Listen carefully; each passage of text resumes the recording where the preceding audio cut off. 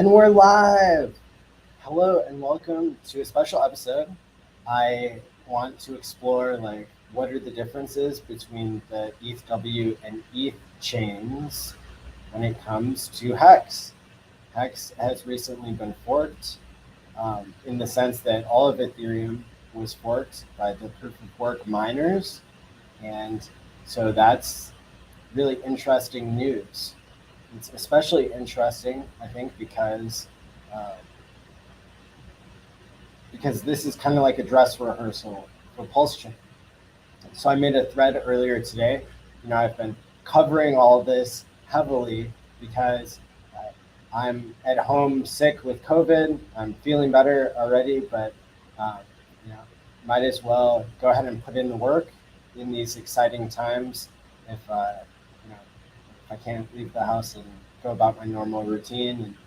And I'm supposed to be in Dublin right now, speaking at the longevity conference, but I'll be zooming in to help with that. So here the thread says why you might be bullish on PulseChain today based on what's happening on ETHW.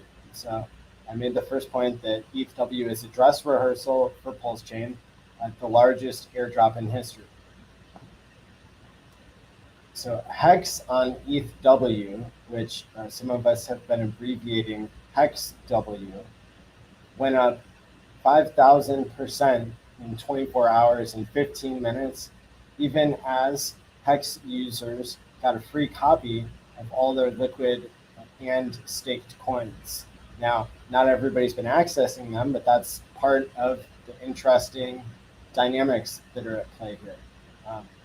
Right now, we're seeing that HEX has continued to trade, HEXW has continued to trade in this pretty tight range for about the past 48 hours. And it was the 24 or 48 hours prior to that where it had done this huge run up. But now it's kind of hit, it's still been trading in that range between kind of 0.0005 and 0.0015, and right now it's much of the time it's been trading between 0.001 and 0.0015. And so the interesting thing is, will it reach penny parity? People wondered if HEX on Ethereum, if it would ever reach a penny when it was sub penny prices. And now I'm wondering the same thing. Shout out to everybody here.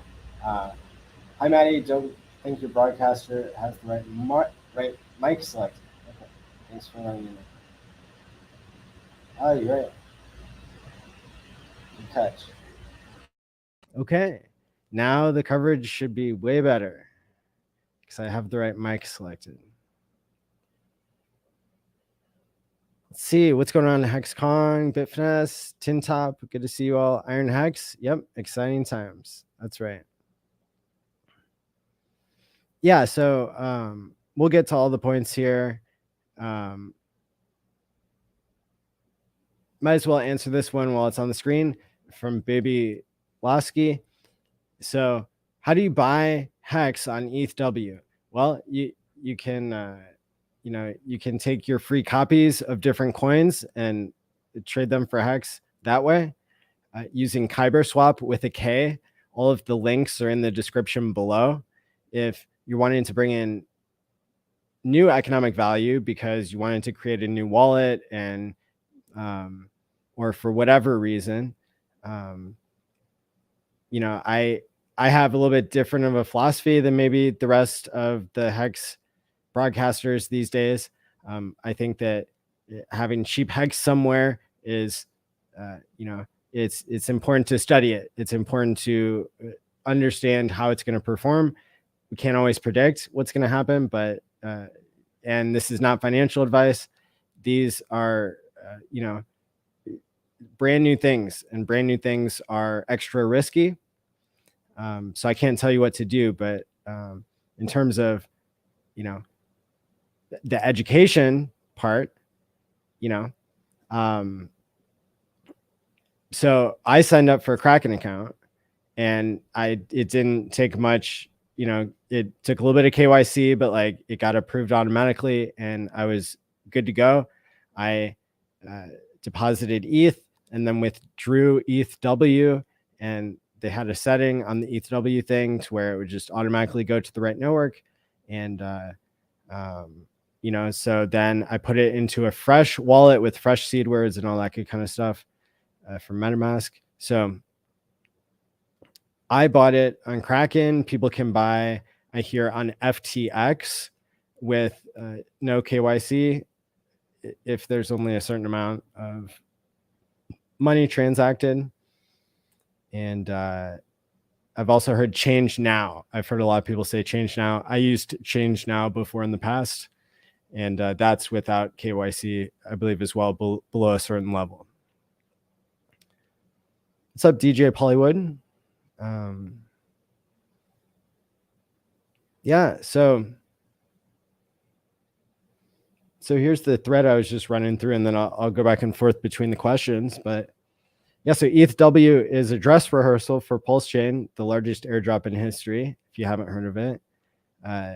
We're referring to Hex on ETHW chain as HEXW, and it, as I was just recapping, the performance has been all over the place, but it did have incredible performance at the very beginning.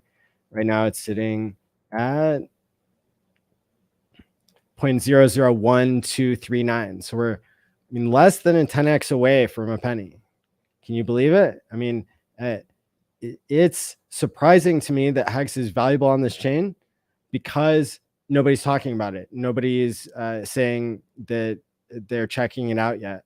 And, it's going to be up to you to decide, like, do you think that people are going to go on the chain and dump it? Do you think they're going to go and buy it? We're going to explore today what the Tshirt rate is doing and how that might play into things. But, at the end of the day, I like buying cheap Hex. I had money that I'm willing to lose. And so I put some money into this. And so I'm one of the people buying up the price, right? Let's see. So this is a real thread here. I'm so proud of myself. It's my first real thread here on Twitter. So the HEXW Tshirt rate is lower. Now, this was 4 hours ago. I said that the Tshirt rate is lower than on ETH, which can cause retail arbitrage and parity. Do your own research and not financial advice. So this is what it was showing up as earlier when I looked at the Tshirt rate that's displayed on app.icosa.pro, which is a front end where people can stake Hex. I wasn't ready to talk about it yesterday, but now I've at least looked into it a little bit, so I'm more comfortable discussing it on stream. I still don't like tradable T-shares, but there's a way to stake native Hex shares on here, and if you have a pre-fork wallet, you could also use apphex.win, which is also, all these links are in the show notes below. So the Tshirt rate on the ETHW chain was 6.1 hex lower at the time that I screenshot these. And I guess, this kind of brings up the question of like, what are our predictions about what's going to happen, but also when are these numbers being updated? And my guess would be that they're updated whenever there's a front end involved. That would have to probably be updated at the moment that the Tshirt rate goes up, which could be any block at any moment of any day. Because remember, the Tshirt rate goes up whenever somebody ends a stake, and you can end a stake at any time. It's only when the day rolls over that that the contract decides whether you're on time or you're early and you get penalized, or you're late and you get penalized, or you're in the grace period of 2 weeks. So like, but in terms of like the Tshirt rate going up, it's not whenever you reach the end of your term. It's whenever you actually end the stake. At whatever hour of whatever day you end the stake, that could be what pushes up the T-shirt rate if, if it meets the criteria of pushing up the T-shirt rate, so longer always pays better, right? So if it's the best APY that the system has seen, or if it's a short stake that is potentially restakeable for more, then it can push up the T-shirt rate just a little bit. And going to hexfire.io is where you can learn way more about which end stakes, throughout the day are pushing the T-shirt rate up, and which ones in the future will push the T-shirt rate up, right? So that's something people will study to help make their predictions about which T-shirt rate will be higher on which chain and how that'll play out. But as I'm seeing it right now, which is really interesting. So after the day rolls over, I'm seeing on Hex Daily Stats, it's still showing 24,147 as the T-shirt rate. And then on the ICOSA front end, it's showing 24,147.4. Now, if I switch over to the other network, I wonder if that is going to update or if the ICOSA. Yeah, so it did. So it is 24,140.9. So it's still where it was in this screenshot on the ETHW chain on the app.icosa.pro front end. And then it's actually gone up to 0.4 hex higher on that same front end on the ETH chain. So that's continuing to diverge then. But you have to be on the right network to be able to see, because it looks like the ICOSA front end is on both chains. So now if you want to retweet this or like it or whatever, so it's the rate, and the T-shirt rate is the price in hex terms. So obviously, because the value of hex on ETHW in non-hex terms, it's in tokens. So that's how we know what the T-shirt rate is, and that's how you know how much interest you get. Yeah, people may forget to end stake on the ETH POW, and those stakes will bleed out. That's right. And it won't push up the T-shirt rate if they don't end.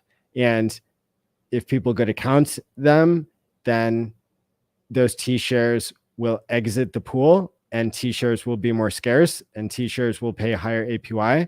But if not, those stakes that are bleeding out will dilute the T-shirt pool.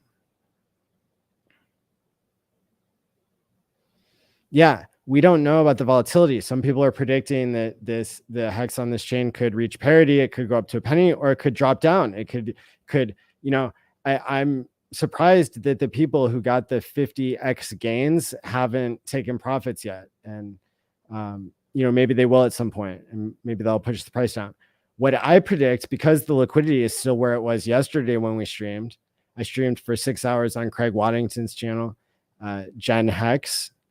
And then I streamed for 2 hours on this channel with Jim Rat Crypto and Jesse, Just Ask Jesse. But yeah, the liquidity situation that we're seeing is right here. So it's so the numbers I'm looking at are the pooled hex is 5.6 million, which is less than it was about a day ago, when it was in between 7 and 8 million. So that's dropped down. But what you really want to pay attention to is what is the price of ETHW. Yesterday, it was closer to $8, and then it dropped to $6, and now it's all the way down to $4.27. And so your ability to bridge out value from this chain is decreasing. So like the value of Hex currently is denominated by the only bridge that exists, which is the basically taking ETHW and going to an exchange. And so there's no like direct bridge, so to speak. And the term bridge can be used for like many different things, like whether you're wrapping a token or you're just trading one thing for another in a ledger that's giving you something else. Like, you know, you could say that a centralized exchange is a bridge between Ethereum and Bitcoin, but that's a lot different than saying you have like wrapped Bitcoin and there's only one admin key. It's just different risk profiles, different situation altogether, which is yet still different from like a trustless swap or something that is not usually called a bridge. But anyway, yeah, ETHW is fun to play with. It's got low fees. It's faster, and yeah, so it's more expensive to get a proof of work, but cheaper to get in. That's if you're eating the slippage and that sort of thing, or if the liquidity is drying up. I really think that this chain has a lot more volatility in it. I think that it is going to be a big trading chain for quite some time. I think that the price on here, if there were some sharks that wanted to play shark games, the price of this could be way higher than the value on even the Ethereum side, but then it could also be way lower suddenly than it is now, or than, you know, we've ever, you know, it could go lower than the all-time low in Hex, and it could go higher than the all-time high in Hex. With this little liquidity, that's what I'm pretty much guaranteeing you, is that you're in for a wild ride if you're playing on this side. And so, you know, it's not a sure thing, but it sure is interesting with, you know, just being able to preview what are some of the dynamics that are going to play out with PulseChain whenever it launches, and people get a free copy of their coins. You can see up here in the top that Hex is like the #1 hot pair, and then we've got lots of other things that are familiar to Hex, like PLSD and Hedron, that are in the top 10. That's another thing that I put in my thread.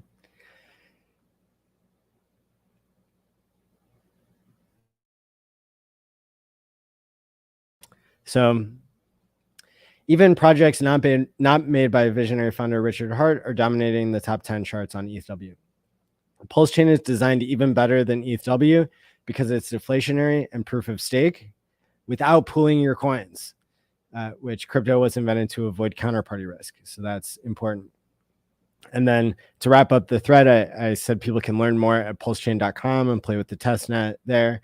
And people can also join my Telegram, which is t.me/smartvaultme. And that is where I post every day some like different cool crypto stuff. So I'm going to drop the link here.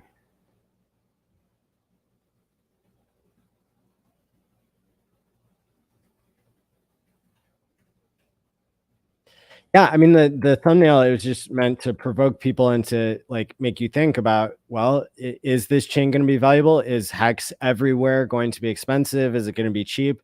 I think with the lower liquidity, that's really, you're in for a wild ride.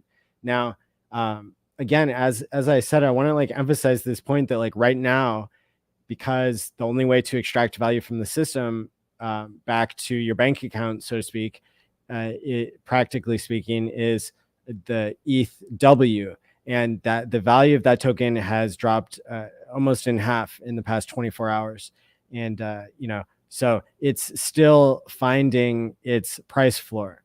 The other negative thing, you know, and that could continue to happen at some point. It might become worth more than Ethereum Classic, but today, you know, this moment is not that time.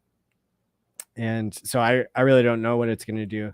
I stopped holding ETHW for now, and I, you know, put it all into HEXW that I was holding in ETHW. But I think it'll be interesting to see how it plays out. Again, with the low liquidity, it's going to be a wild ride. The other negative thing is that it seems like the Telegram group for the ETHW people who are organizing it, they're deleting and banning people who talk about Hex. We're kind of used to this. This is pretty typical that people who don't understand it are scared of it, that people who came across the outrage marketing, maybe they haven't been initiated yet, so that's a little bit negative, seeing as how we're the number one group of people that is using their chain. I would think that they would be more hospitable, but sure enough, they are not. So as we can see, the price of HEXW just is bouncing around in this range and has been doing so for a while. Let's see. What other questions people have? There are no fake Hex tokens. Yeah, it's interesting to see all the different takes that different people in the Hex community are having. I think having a take that you can wait and to be more secure, that's always a good stance. When people are FOMOing things, that's not always the best security posture. Some people have more experience and more knowledge and more insight into the security than others. For me, I'm already working with a dev on a security project every day. And so, I already have my questions answered about whether this is safe or not. And, I've been pretty clear that I'm using a fresh wallet and I'm taking normal security procedures, and I'm not clicking on airdrops, and I'm not loading in tokens I'm not familiar with, and I'm not going to strange front ends, and I'm accepting the risk that when I'm using Kyber swap with the K, that could work out badly, or if I'm using app.icosa.pro, and all these different front ends, like that, I didn't make those, and so I don't have any guarantee as to its performance or safety. But if you pay attention to what you're approving in MetaMask, then that's a major difference, and that's something that helps keep you safe. But just connecting to a new network, I mean, that's normally okay. And we saw David Feeder put out a tutorial video in the past 24 hours that I thought was done very well. He's also playing it safe by learning as much as he can along the way. But I think the idea that a replay attack could occur has been kind of debunked by Dipcatcher, who codes the Maximus and perpetual contracts of pooled hex stakes. By the way, you have like about another week to sign up for those, for their mint phase, to create a pooled stake that creates a 1, 3, 5, 7, or 10 year perpetual hex stake. And so they've got some interesting tokenomics that they're playing with there, and something people can learn more about by following Dipcatcher. Don't think that there's any way to end your stakes that are about to start bleeding out without risking your wallet, from what I'm gathering. Yeah, I don't think it's any riskier than using a non-go.hex.com front end on the Ethereum chain. So it's not more risky than that. Is probably a good way to think about it. So, just as I might be comfortable using app.hex.win, or just like I might be comfortable using app.icosa.pro, those are the two that are working right now for the ETHW chain.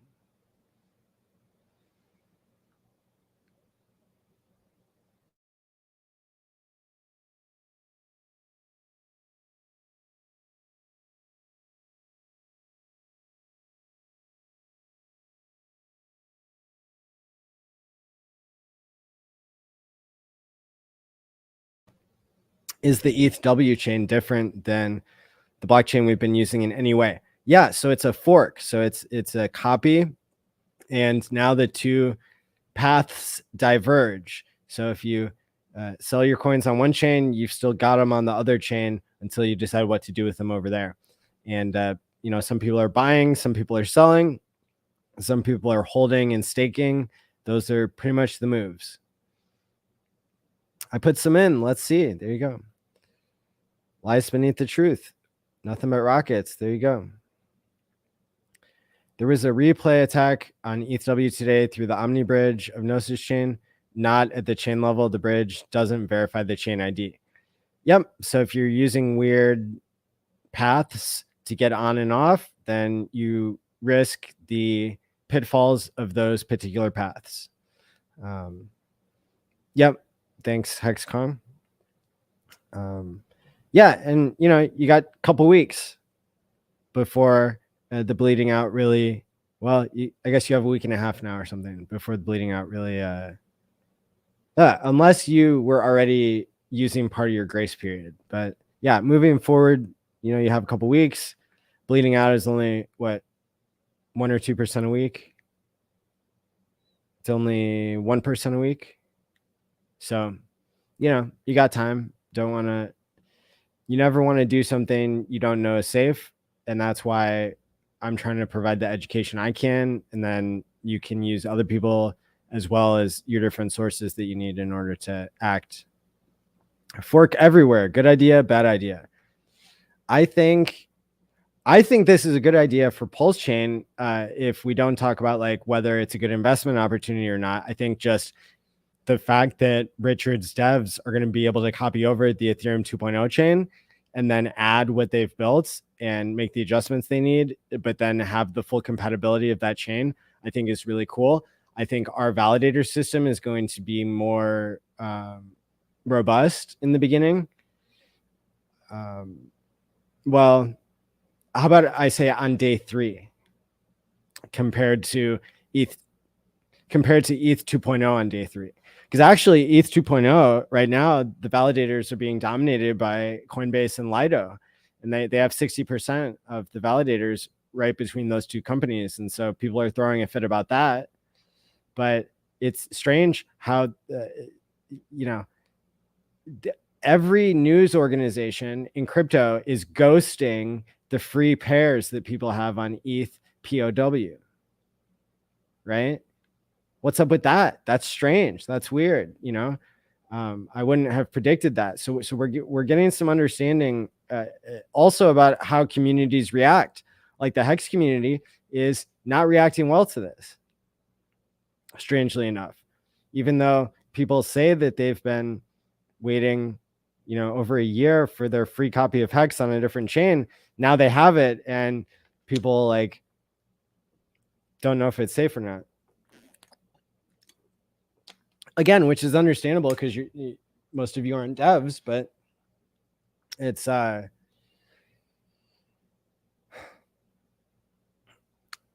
think we're going to get our narratives crossed if we don't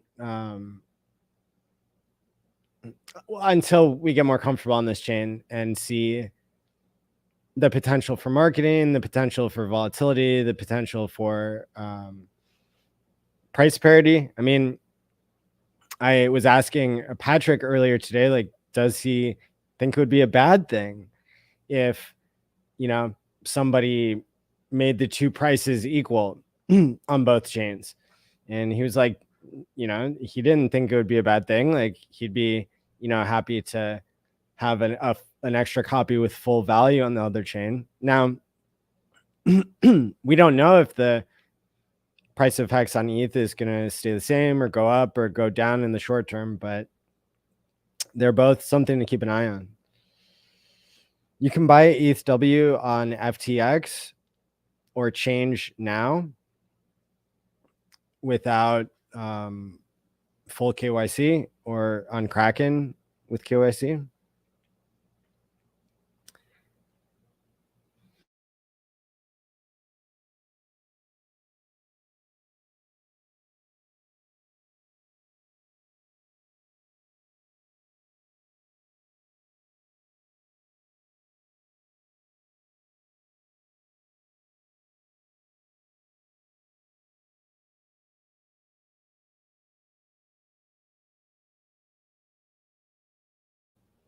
Oops, muted. Thank you, Maddie, for your relentless dedication to Hexicans, like those who are watching. Great information. My pleasure. Sounds like gatekeeping. Do you mean like Hexicans not adopting this new chain, or people ghosting the whole situation? I think, yeah, I think the ghosting is coordinated gatekeeping.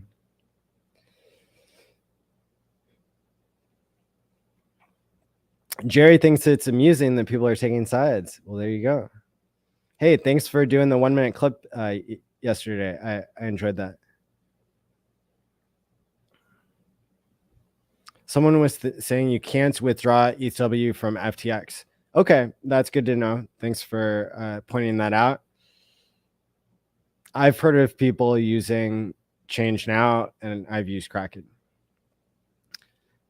David Gomez, high risk, high reward. I personally think it's in all of our best interest to have high valued hex on any chain that has value long term.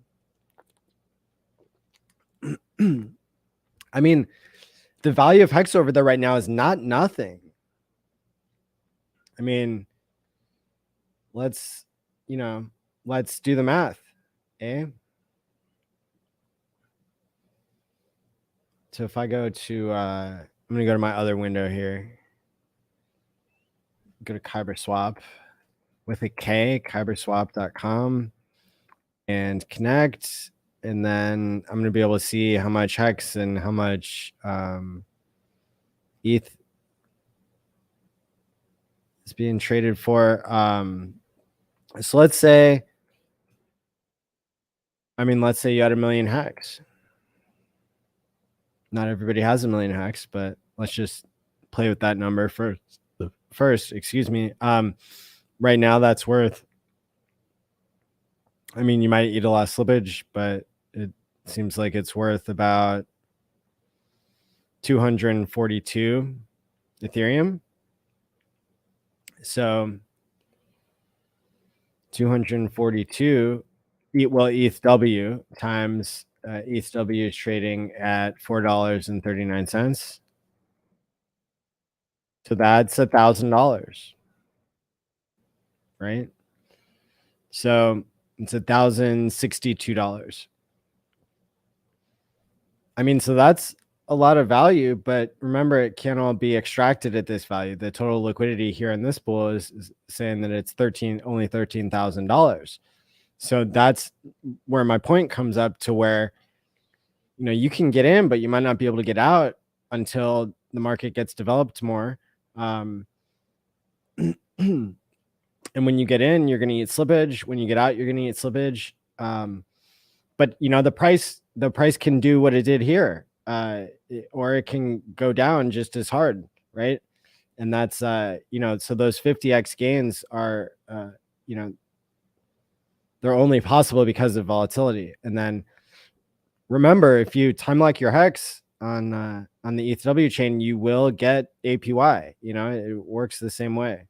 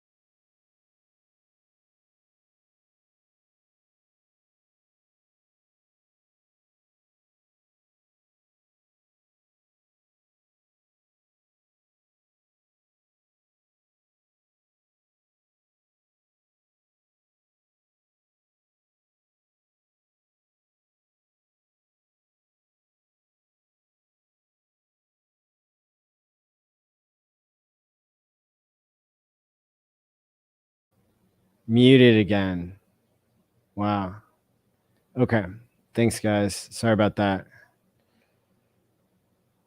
Okay, so to recap, Hedron, it's got $1.5 million worth of liquidity with Hex, but then Hedron with ETHW doesn't have more than $1,000 worth of liquidity. So I don't think, somebody correct me if I'm wrong, but I don't think that that really helps. You get out. It doesn't help you get value out. It just links the price to Hex a lot.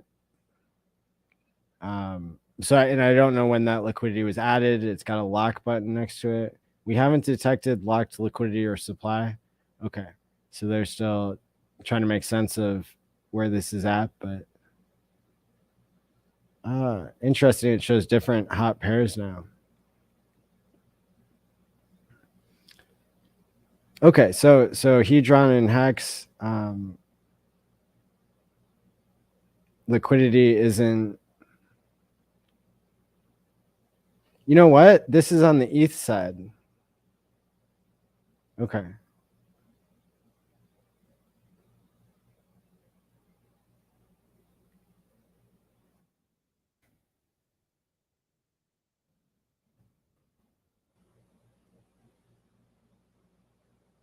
So disregard what I said. No.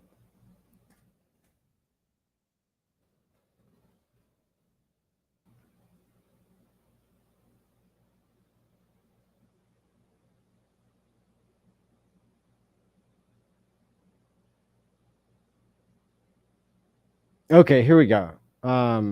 Here we go. This is on the Ethereum proof of work side. And there's $552 worth of liquidity between Hedron and Hex. That sounds way more believable. So it really doesn't matter what the gains or drains are in this, you know, situation, because you're not, people aren't, well, I mean, it's just more pump and dump, I guess, compared to anything else, because it's, the liquidity is only $550 there. So maybe if there's liquidity elsewhere, that's helping. People getting a free copy for this view or holding original Hex. Yep, I don't know.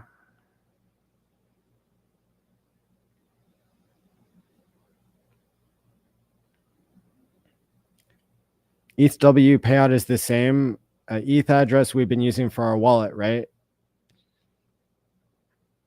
Yes. Hedron will follow the Hex price because it comes in existence because of a T-shirt. I think it's a mousetrap. I don't really think it's going to do that. I think somebody has to pay for that in the end. V3 pool has 131K on ETHW. Okay, so maybe it will follow. But again, somebody has to pay for that. Good evening. Yeah, ETH proof of work. There you go.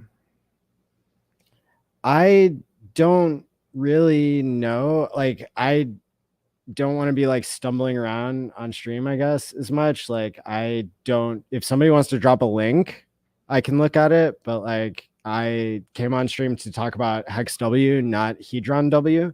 And so like, I've already tried to find where it is and brought up the wrong thing like twice. So if you want to drop a link, you can. Well, actually, I think you have to be a wrench to even drop a link. So if you want to drop a broken link, maybe that'll work.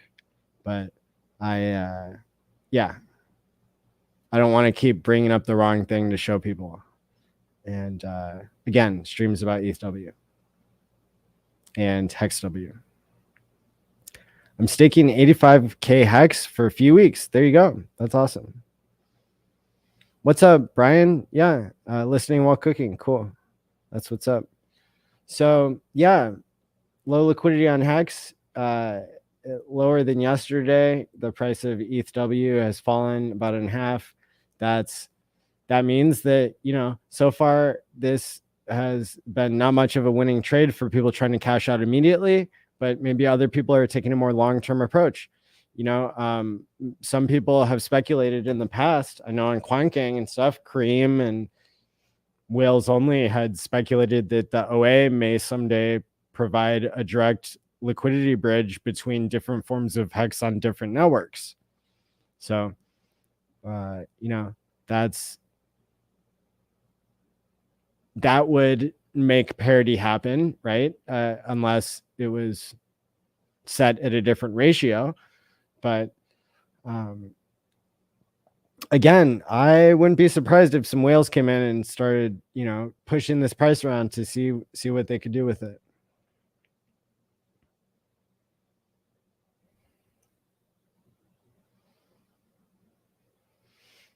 The reason why I think it's relevant to look at the Hedron liquidity that you guys are talking about is just because it if it's paired with Hex, then it relates to Hart's law, and it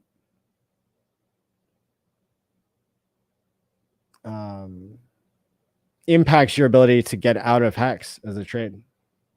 You guys are looking on Dex Screener. Well, there you go. There's another resource that people can take a look at.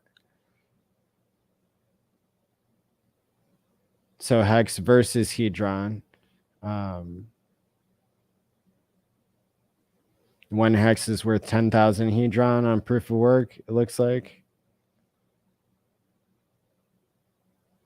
The liquidity is 134,000 in Hedron. So, but then what's the liquidity with Hedron and ETHW? Because that then matters a lot, doesn't it?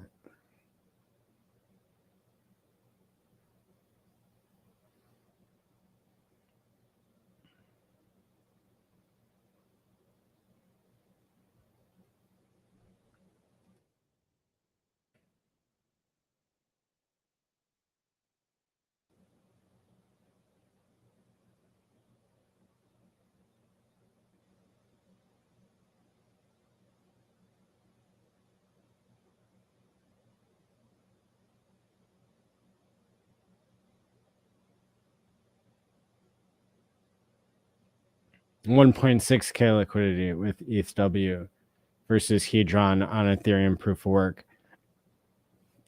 So that bonds the liquidity with HEXW pretty tightly, theoretically, but does it really help you get out or get in at a better price? I'm not sure. Yeah, so I mean, if that liquidity had been set early, then there you go. The price performance did the same thing because they're bonded by the liquidity in their pairs. That's the advantage that you get from pairing. Now, does this mean that Hedron is valuable? I mean, it does and it doesn't from this perspective, because V3 liquidity can be pulled at any time and isn't double-sided. So, you know, that's part of the mousetrap game that I'm trying to warn people about when it comes to Hedron and icosa and that kind of stuff. A lot of people like it. Good job. It's okay to have different opinions between different people, but yeah.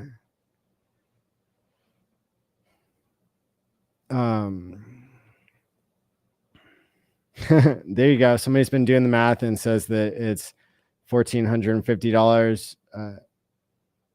Probably taking the Ethereum price yesterday gets you 320 ETHW. I don't know at what time that was because the price has fallen in half in the past day, but that got you 1 million Hex and 58 T-shares, and going for 720 days, boom, gang of Hex for the next bull run. There you go. So yeah, when it comes to liquidity, it's like, it's the question of like, what are you denominated in? And then like, what are you trying to end up in? If you're trying to end up in dollars in your bank account, that's one thing. If you're trying to end up in Hex, in case liquidity, in case like the OA decides to support it, you know, that would be a pretty big deal. I think right now, like Richard is waiting for people to show their leadership, and he's waiting to see himself how it plays out. He's, you know, not saying anything about it. So that's okay. You know, a lot of Hexkins are mad that PulseChain isn't out yet and that sort of thing. Well, you know, do you want to copy the smartest kid's homework and then get to put all of your extra credit answers in all at once and have the best class project of them all, well, then you should probably let this market finish this test first, right? And that's my analogy for PulseChain and ETHW coming out at different times, right? So and remember the ETHW chain, you are not getting a copy on PulseChain. So until the PulseChain fork happens, you should expect the ETHW hex to be less valuable, because you should be pricing in the PulseChain copy into your Ethereum 2.0 hex price, right?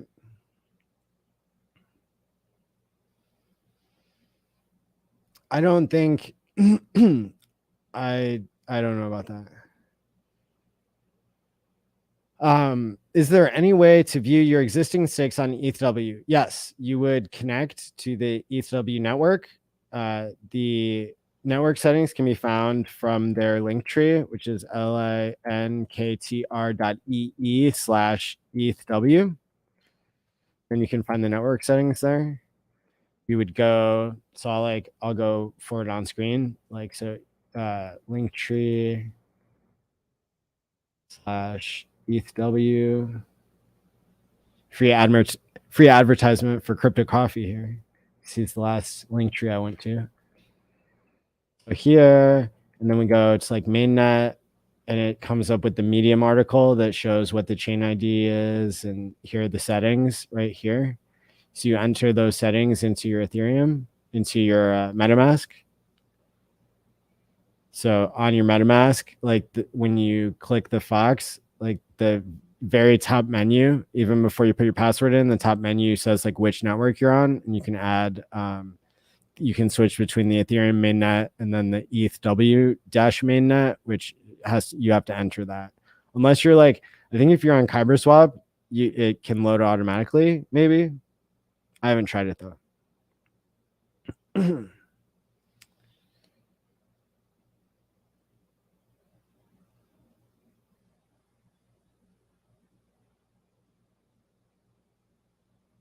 Hedron ETHW is 75K.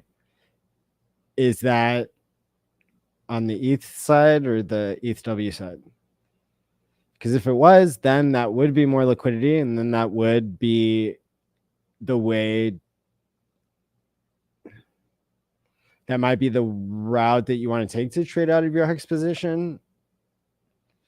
V3 liquidity is very tricky, I think. To me, it is. It's hard to reason through exactly what you're going to get, but I guess that's why we have a testnet, and that's why we have the ability to play around here and with, you know, small amounts of money or with the free coins that you got. Maddie, do you honestly believe the most important part of the RH ecosystem is the coins or the community? Will the community, and more importantly, will the whales support ETHW? This is the big question. Yeah, great question, Paul. I do not know. I'm not a whale. I think there's a chance they could support it. And I think what the market is pricing in right now, the market is saying that the chance is what? A pretty big difference. It's pretty big, you know, it's pretty low odds. Otherwise, the price of Hex would already be equal, right? But again, I just want to point out, like, the price of Hex is not nothing on this new chain. It's already 12% of a penny. It's been as high as a quarter of a penny in like the first 2 or 3 days. So I think that some people believe it. And for me,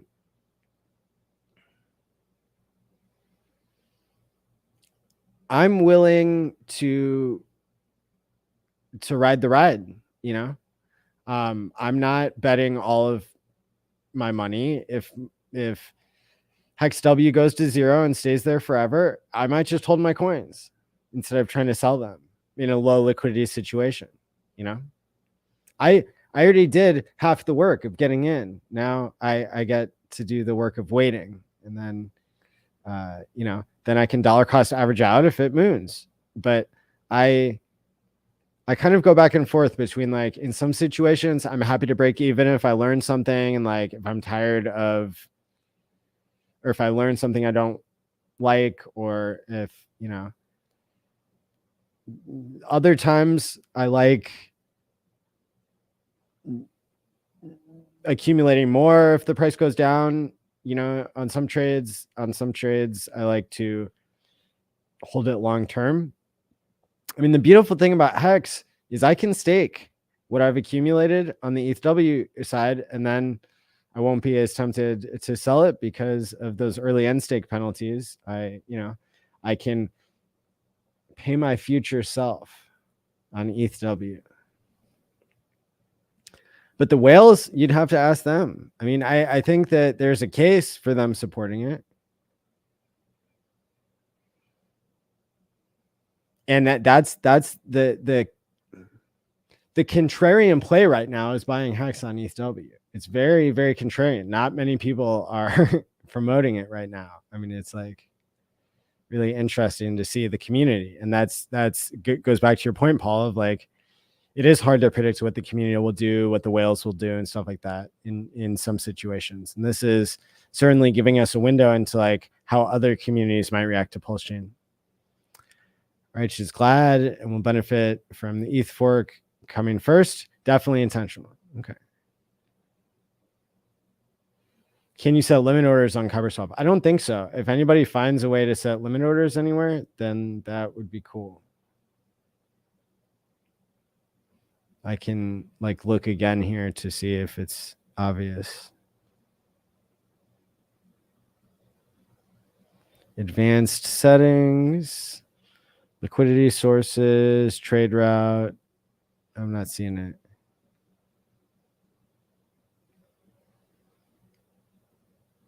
So if anybody finds a way to set limit orders, I mean, that would bring a lot of price stability as well, wouldn't it? Sir, when bridge? Well, ETHW right now being traded on centralized exchanges and between dexes and stuff. That's the only bridge you're going to get for now. I'm sticking my hex on that chain. There you go, Bristology. Welcome to the club. Hey, Sandy Beach, what's going on? Busy learning and messing around. That's right. Why are you a hater of Hedron? Because I believe it's a form of vampire attack on the Hex community, and I think ICOSA is a mousetrap, and I think that not all airdrops are good, despite my enthusiasm for free money. I think that tradable Hex stakes are bad for individuals. That's why I'm making smartvault.me, which is a way for people to time lock their PulseChain and PulseX tokens. So, we're all entitled to our own opinions, I guess, right? But I guess I had some people telling me yesterday when I did a 6-hour stream with them that they really like my if I believe in something, I stand for it. So that's cool that some people respect that. Most of the people that you're probably going to learn from on YouTube are trying to work an angle on you. For me, I'm just trying to be myself. So, if you would rather go pay a shill, then, or if there's a different person who does this out of their own passion that you like to follow better, that you learn more from or something, then, certainly, get out. That used to be one of my catchphrases was if you can't see the value here and you can't hit the like button and subscribe, then get out. And normally when I used to say that in the bull market, the number of people would actually go up because the YouTube algorithm would see that so many people were hitting the like button all at once. And so the few haters would leave and the overall number of people that I can see are watching at any given moment would actually rise, which, not enough of you haters are leaving right now, or not enough of you are hitting the like button.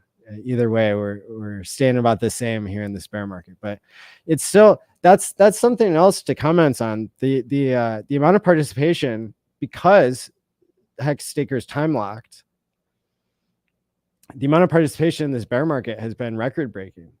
You know, the number of people that are interacting with Richard Hart tweets and watching his TikTok and Instagram, all of the Hex streamers that are still participating. I mean, we had 120 different channels that participated in my Hex conference in January, early in the bear market. And now midway, possibly through the bear market, we've got still record numbers of people not going away, people staying engaged, people watching the live stream here. Hexologist had over 600 people watching his live stream earlier today. How incredible is that? I'm honestly super happy for him and for everybody else who's sticking it out. Can you have my Hedron? Yeah, I mean, if you're a V2 liquidity provider between Hedron and Hex on Ethereum, then yeah, like, we can do a decentralized swap with, Uniswap in the middle there. Haven't heard the old get out line for some time. Well, yep, brought it out just for you all. Not for you though. You know what I mean? So, if you like it, then here it is again. Benny Blanco, staking has powers hidden under the surface, and that's one of them. That's right. That's right. The community engagement and people sticking around. If other coins had such stand-up people trying to get you into them, then wouldn't they be time locking too, so that they could prove that they're not going to dump everything they have on your head? So what are you building? Again, break that down. How's it any different from what you're going to build? So what I'm going to build is something that is not tradable, that allows you to time lock your any ERC or PRC20 token. And so that's pretty exciting to me, because I came up with this whole angle of paying your future self being what's so special about Hex. Richard Hart, he's the one who designed Hex, came up with the game theory, and popularized it and allowed many people to be much more successful at investing than they otherwise could have been. Helps you save you from yourself when you time lock. And it might even be good for many people's mental health, especially people who are prone to scams and trading. So I believe time locking to be a good thing, also because time locking is where the majority of the Hex gains have come from. 75% of user controlled coins are time locked at this time. The reason why the overall statistics say that about 10% of coins are locked is because of the origin address holding a large liquid supply that allows the APY to be higher for everybody who's locked. So, in the beginning, on day one, 0% of the coins were locked, right? And so for so many coins to fall into the control of people who are time locking, it has been no accident. It's because the price of Hex has dipped over 60% 8 times. And it also went up. It doubled 7 times, like, before it even started going down. So when Hex did a 10,000x from the all-time low to the all-time high, that shook a lot of people out because they sold at a profit. They, they left the system. Other people sold at a loss. And the people who are left are the people who time locked, which, if you have a staking ladder, is kind of like dollar cost averaging out of something. So what I designed is something that you'll be able to time lock, and it drips out over time. So it's like a continuous staking ladder. And the amount of time served is the amount of time that the amount of coins that you can get out.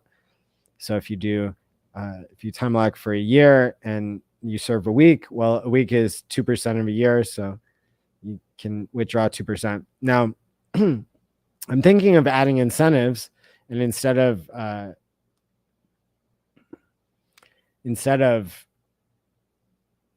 duct taping on something or creating inflation, we might have a system where you can only withdraw 10% of the coins that you've time locked for the long term. So that's like your emergency fund, or you could think of it as the amount that you're allowed to loan to yourself. And so if you take that out early, then you pay a penalty, and the penalty goes to all the people who kept their coins in, who didn't early withdraw their 10%.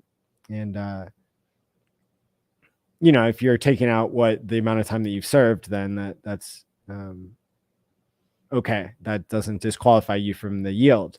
But if the coin goes up 100x, the amount of yield that you can get, even from a small percentage of somebody's bag, could be really enticing for people, I think. So it could become a system that starts off with the people who believe the most and who have done well in Richard Hart products, who are attracted to time locking for their own benefit, such as myself.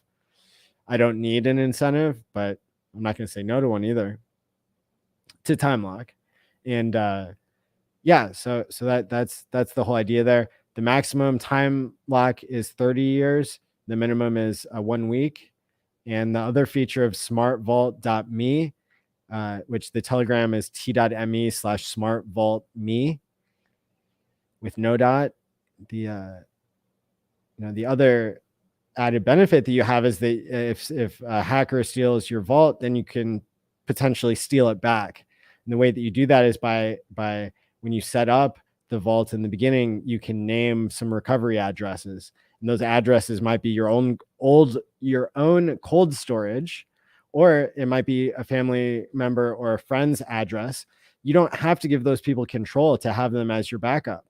Then if you click on a malicious link, or you get hacked one way or another, if the hacker tries to start moving your coins, then you would get a notification, because the rules say you have to wait 7 days for a withdraw once you do the withdrawal request. So like, you do the withdrawal request, and if you're not the one doing it, then you're getting a notification saying somebody else is trying to do the withdrawal, and then you know that you've been hacked by a malicious airdrop, or minting an NFT that was bogus, or somebody phishing your seed words, like any of those situations. You would have set up access ahead of time with the vault to flip a switch to where you now also need the approval of one of these other addresses. And so if the hacker has not hacked everybody that you set up as your backups, then you would be able to use those backups only if you get hacked. So it's a little bit different, and I think more versatile and better than a Gnosis safe of just being able to do a 2 out of 3 signature thing, because you don't need to give other people permission to control things until you get hacked. Maybe you never get hacked and you never need their permission to take anything out. So that's the idea. If you join the Telegram, which I hope you do, then you'll be able to learn about the updates, and once it comes out on testnet, and once we get audits out the yin yang and that sort of thing, then you'll be able to keep up, and you can ask questions and suggest things. I'm still taking community feedback, and I've changed a lot of things because people people have made a good case for it. Maddie, what do you think about Pulse diluting ETH by 10,000x in its code? I'm thinking this may be the move of genius long term. Yeah, I mean, we saw that's probably why HEXW did a 50x, is probably because it was mispriced, because there was liquidity that hadn't been removed when the fork was created. So all the liquidity providers didn't have a way to go over and get their copied over liquidity. This is what Richard Hart was saying all along. The reason why we need a fixer bot, right? And it's interesting because it wasn't even so it wasn't even a situation where the total supply really changed of the denominated asset of ETHW. But what did change, remember, is all the USDC that's back that shares liquidity with ETH, and on the ETHW side, the worthless copies of USDC and DAI and all that good kind of stuff. And so when I played around with this stuff, and when I could buy, for $10, which was one ETHW back in the day, a couple days ago, I could get 30,000 USDC. And so that USDC again is worthless, but that's probably part of the reason why all the prices are off on all the DEXs. And so Richard Hart, having come up with the idea to scale in the fixer bot liquidity over time, is genius, because that will help to support the value proposition of everything out there, and stop arbitrage, basically stop enriching arbitrage people, and instead keep more liquidity within the system if you can, basically. Yeah, good question. Yeah, but because of the supply of Pulse will be 10,000x more than Ethereum, approximately, that mismatch will occur on a more epic scale, and there's I think 2.5% of the Pulse supply will be going to fix the problem, which seems like the perfect amount, because I don't know, there's probably about 5% of coins that are held in liquidity pools overall anyway. What also peeps aren't thinking is that more Quattro Cinco stakes are being created via HSI and sent to the ICOSA contract, because Hex is cheap on ETHW. You can tell by the ICOSA pool difference between the chains. Hey, there you go. Good observation. Where can I buy ETH-P, which you're probably talking about ETHW, which is the proof of work. You can buy it on Change Now and Kraken. It also saves you from yourself, saves your future self from your more destructive, in most cases, present self. There you go. Immediate gratification versus delayed gratification. I've been using Kraken, but only with money I'm okay with messing around with. There you go. You guys seeing the hot pairs scrolling on the top of the deck screener on Maddie's page? Yeah. And I don't know if those are related to the one we're looking at, or if those just change a lot. But yeah, Hex has been in the top 10 repeatedly. It's been leading the pack much of the time. Every once in a while it changes, but question is, are we early? Will other people come and join the party? Who knows? What's up, Crypto King? Good to see you there. Hex ecosystem coins are 4 out of the top 6. Exactly. Penalties are messed up. I don't think you want to do that to people. I totally see the theory, but in practice, it's cruel. Well, yeah, the question though is,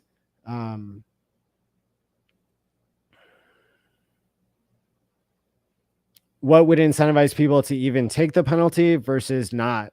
And, so if you're, you don't, so I don't want to make something that's predatory. I don't want to make something that hurts people, but we can't help people if they aren't enticed by something. And I think that traders being able to take out 10% that they weren't planning on taking out, but all of a sudden everybody's a trader once all their coins are locked and they're bored and they don't have anything to do.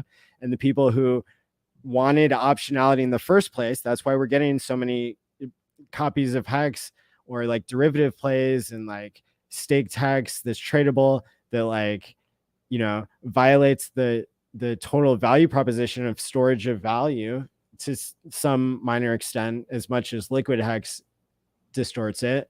But how has the price of Hex been doing since tradable stakes came out? It's been nothing but down. And how's it going to do in a bull market? Maybe not as well as it could have otherwise, but it's a permissionless system. So like penalties, they're not going to be so strict. And like the cool thing, compared to Hex, the penalties are you can't hurt yourself as bad, because in Hex, when you time lock for 10 years and then you only serve 5, and if you put in $100 and now it's worth $1 million, even 2 years in, it's worth $1 million.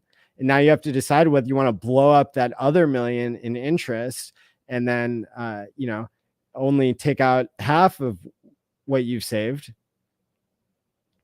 Like, this system is better because you can't blow up the 90%. The 90% has to be served. You have to wait for it. And so hopefully it should perform better than otherwise. I mean, if you're judging the performance based on how long you can hold the coin, no matter how high it goes, it will perform better if it goes high, because you can't always trust yourself to time lock. But only being able to take out 10%, and then if the maximum penalty there is like 10% of that, then it's really only the 1% that we started off in the beginning talking about charging you for this service. And instead of the 1% going to me and my dev, it goes to, maybe we will take 10% of that 1% for ourselves. And then maybe 0.9% of the original investment is the amount that gets paid out to everybody else. But look, when you do a 10,000x, then a 0.1% is still 1,000 times your principal. So for every for every $1,000 that somebody puts into this, if time locking can help it do a 10,000x, and then if the maximum fee that you would pay is like 1% of your original stack, then you're not going to have to give up 90% of your stack if you take it out early. You're not going to have to give up 50%. The early end stake penalties are, I think, much better in this proposed system, but they can still be valuable to everybody else who's playing the game, which makes the coins that you're taking out early more valuable. Just like in Hex, the people who are holding liquid are paying inflation to the people who are holding up the price by not selling. By removing their ability to sell, you are allowing supply and demand to make the price higher now. So it's everybody's winning when the coins are more valuable now, and the coins can be more valuable later, both because the people are having different time horizons. Yes. Well, it's about Hex, the new copy of Hex on ETHW, and how that compares to the original version of Hex. Does staked Hex stay in your wallet? So on ETHW, it does. On Ethereum, it does. With tradable Hex stakes, it doesn't have to. With my time locking thing for PulseChain and PulseX, we don't really have a way to lock Hex because you would rather be getting APY anyway from the Hex system itself. Great product market fit. Thank you, HexFetty. Where will Smart Vault keep the coins? Whatever wallet you use to create the vault, that is who owns the vault. The vault is a form of smart contracts, and so it's not a wallet. We don't ever take custody. You hold your own keys and your own coins in your own vault. You have to wait 72 hours to withdraw from Kraken. If they don't approve you right away. I got approved right away. Maybe my social security number was already linked as like being a crypto trader, or maybe it's because I didn't take money out of my bank account and I used crypto that I already had. Are the fees for Smart Vault known? I just went over the proposed amounts. So, but those numbers can change. Still catching up here. Yeah, I was muted earlier. Correlation is not causation. I've never have to wait to withdraw from Kraken. Been there since early 2018. What's the Uniswap V2 address to make the exchange ETHW to HEX? So you can't swap directly.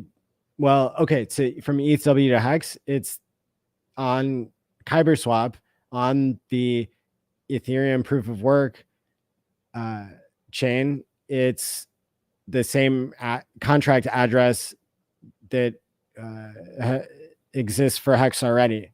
So you like, I go to Nomics and then I go to HEX. And then, you know, I can zoom in here and see the contract address that I'm familiar with. It's ends in 40EEB39. And so you can copy that and put it into Kyber swap with a K.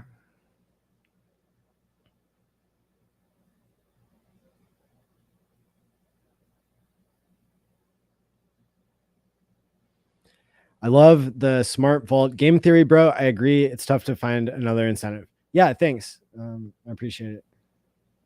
And good question.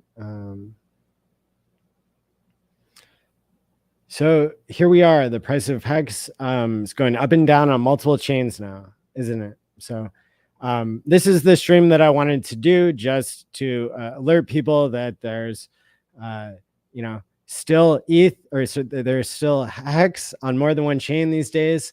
And this is the dress rehearsal for PulseChain. You know, having HEX as the most traded pair and having some of the best price performance on Ethereum proof of work really gets us out there. And it's a really good advertisement for all the people who are capable of adopting a new chain early, right? The early adopters, the people who have the most technical skills.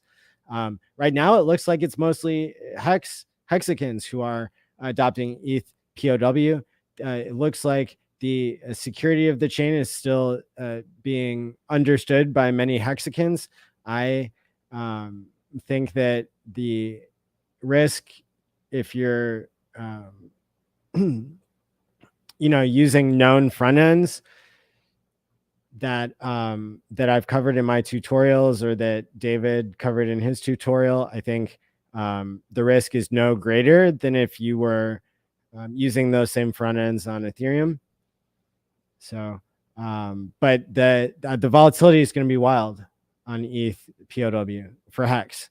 The liquidity situation is so low, unless that suddenly changes, which would also cause, I think, something really, I mean, that would be really notable, wouldn't it? If somebody provided a bunch of liquidity, they could basically set the price, whatever they wanted. So that is fascinating. So, all right, well, if there aren't any more questions, then I'm going to get going. You can join t.me/smartvaultme. And I have a thread there if you have any questions about ETHW, just because that's the only Telegram that I'm like checking frequently. So if you drop in there, you can find the thread. So the way that I have that one organized is that it's a hybrid between a channel and a chat. So for each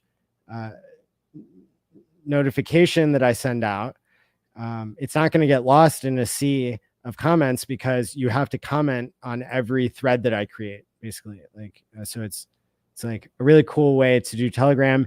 If you've never been on Telegram before, hop on there. Don't talk to strangers or impersonators, but, you know, get on there for the first time if you're not on there, because that's where I send out all my, you know, usually I have a tweet once a day. You'll be able to get my insights about whatever I'm thinking about for crypto that day, even if I'm not streaming. And so hopefully this was helpful. I know for me, I've been consuming all of the Hex ETHW content that I can my YouTube hands on, and you know, there's just a lot of great there's a lot of great things that are in the works. You know, when prices dip, it can be an opportunity if you're in the right thing and have the right product market fit. YouTube doesn't normally update the likes if throughout the stream, and so if you like refresh the page, I think you'd see there's probably more than 5 likes. But just in case, why doesn't everybody hit the like and subscribe button now? if you want to see everything I'm working on that I've put together, you can go to allmylinks.com/allin. I've updated that recently to have the Smart Vault Twitter, the Smart Vault Telegram, and just all the different conferences and stuff I've done over the time.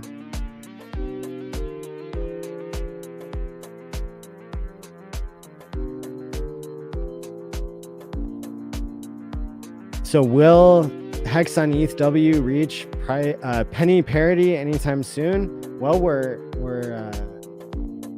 about an 8x away right now, so much higher than I thought we'd be only 3 or 4 days in, and but who knows where we're headed to.